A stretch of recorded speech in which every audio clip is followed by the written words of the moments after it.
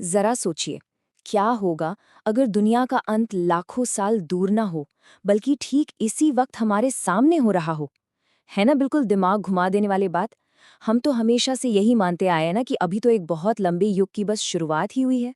लेकिन आज हम जिन स्रोतों का विश्लेषण करने वाले हैं, उनका दावा कुछ और ही है। और सच कहूं तो ये दावा इतना अलग है कि हमारी सारी पुरानी मान्यताओं को जड़ से हिलाकर रख देता है। तो चलिए बिना किसी देरी के इस पूरे ढांचे की गहराई में उतरते हैं और समझते हैं कि आखिर माजरा क्या है। तो इस दिलचस्प विश्लेषण में आप सभी का स्वागत है। आज हम एक बेहद आकर्षक आध्यात्मिक विचारधारा को डीकोड करने जा रहे हैं, the spiritual road map, cosmic cycles and the modern Mahabharata. इन स्रोतों के जरिए हम ब्रह्मांडीय चक्रों, रूपकात्मक यात्राओं और हमारे प्राचीन महाकाव्यों की एकदम नई और काफी आधुनिक व्याख्या को समझेंगे। ये एक ऐसी चर्चा है जो दिखाती है कि कैसे कुछ मान्यताएं हमारे समय और आध्यात्मिकता को देखने का नजरिया पूरी तरह से पलट सकती हैं। आज की इस चर्चा को हम मुख्य रूप से 4 हिस्सों में बांटेंगे। पहला, द कॉस्मिक क्लॉक यानी ब्रह्मांडीय घड़ी। दूसरा, धर्म का असली अर्थ। तीसरा, माया के जाल। और अंत में अंतिम परीक्षा। तो चलिए शुरू करते हैं हमारे पहले भाग से, द कॉस्मिक क्लॉक यानी ब्रह्मांड की नई समय रेखा को समझना। अब देखिए, ये जो विचारधारा है ना, ये लाखों करोड़ों सालों वाले कंसेप्ट को सीधे तौर पर नकार देती है। स्रोतों का बहुत ही स्पष्ट दावा है कि संपूर्ण सृष्टि चक्र सिर्फ और सिर्फ 5000 साल लंबा है। जी हाँ, सिर्फ 5000 साल। इसे 4 बिल्कुल बराबर हिस्सों में बांटा गया है: सतयुग, त्रेता युग, द्वापर युग और कलयुग। हर एक युग ठीक 1250 साल का है। इसका सीधा सा मतलब ये हुआ कि कलयुग कोई लाखों साल चलने वाला काल नहीं है, बल्कि इन स्रोतों के मुताबिक हम इसके बिल्कुल आखिरी चरण में जी रहे हैं। आपने भगवद गीता का वो बहुत मशहूर श्लोक तो सुना ही होगा, यदा यदा ही धर्मस्य। स्रोत इसी श्लोक का हवाला देते हुए कहते हैं कि जब ये विश्व चक्र अपने सबसे निचले स्तर पर पहुंच जाता है, तभी परमात्मा का हस्तक्षेप होता है। सरल शब्दों में कहें तो जब कलयुग का अंत बिल्कुल करीब होता है और अधर्म अपनी चरम सीमा पर होता है, तब एक नई शुरुआत करने के लिए सर्वोच्च सत्ता खुद दखल देती है। अब आगे बढ़ते हैं दूसरे भाग की तरफ, धर्म का असली अर्थ और सर्वोच्च निवास की खोज। अब यहाँ पर एक बहुत ही दिलचस्प और अलग नजरिया सामने आता है। मुख्य धारा की सोच क्या कहती है? यही ना कि भगवान कण कण में बसा है, सर्वव्यापी है। लेकिन ये स्रोत इस सर्वव्यापकता के सिद्धांत को एक बहुत बड़ी आध्यात्मिक भूल मानते हैं। इनके अनुसार भगवान हर जगह नहीं है, बल्कि वो भौतिकता से परे एक विशेष आयाम में रहते हैं, जिससे परम धाम या सर्वोच्च निवास कहा जाता है।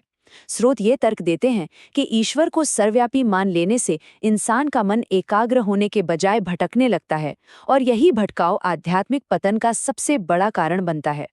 इसी बात को आगे बढ़ाते हुए स्रोत एक बेहद खास समय का जिक्र करते हैं, जिसे संगम युग कहा गया है। ये कलयुग के अंत और सतयुग की शुरुआत के बीच का एक बहुत ही छोटा सा लेकिन सबसे क्रूशियल ट्रांजिशनल पीरियड है। दावा ये है कि बिल्कुल इसी समय सर्वोच्च आत्मा एक मानवीय माध्यम का इस्तेमाल करके वो सच्चा ज्ञान देती है जो आत्माओं को गाइड करके वापस स्वर्ण युग यानी सतयुग तक ले जाता है। तो अब आपके मन में भी ये सवाल आ रहा होगा कि आखिर एक आत्मा कलयुग के इस घने अंधेरे से निकलकर सतयुग तक का सफर कैसे तय करती है?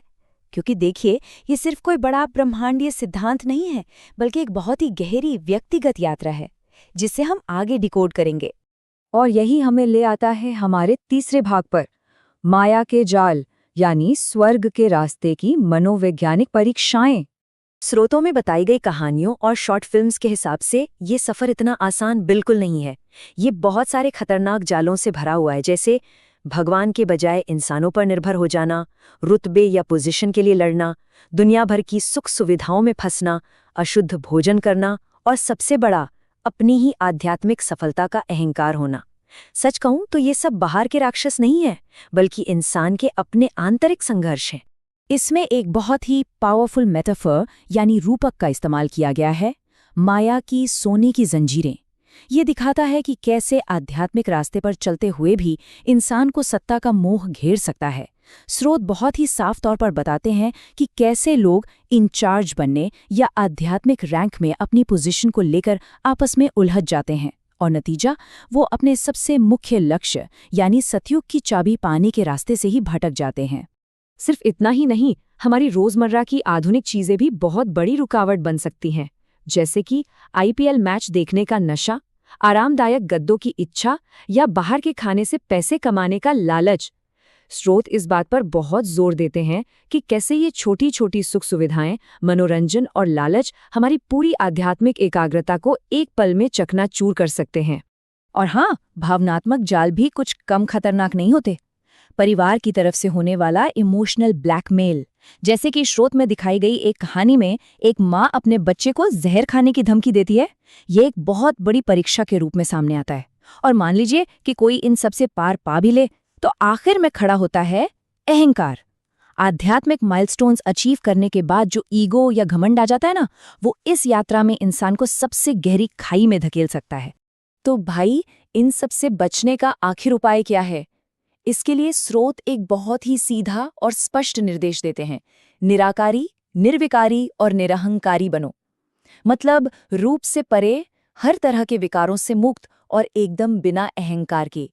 स्रोतों का मानना है कि सिर्फ इसी मानसिकता को अपनाकर हम माया की इन मुश्किल और जटिल परीक्षाओं को पार कर सकते हैं। चलिए, अब हम पहुंच गए हैं अपने आखिरी भाग पर, अंतिम परीक्षा, जिसे मॉडर्न महाभारत कहा गया है। यहाँ पर एक बहुत ही बोल्ड और चौंकाने वाला रूपक सामने रखा गया है। पांडवों को आध्यात्मिक साधक बताया गया है जो उस निराकार ईश्वर को पहचानते हैं।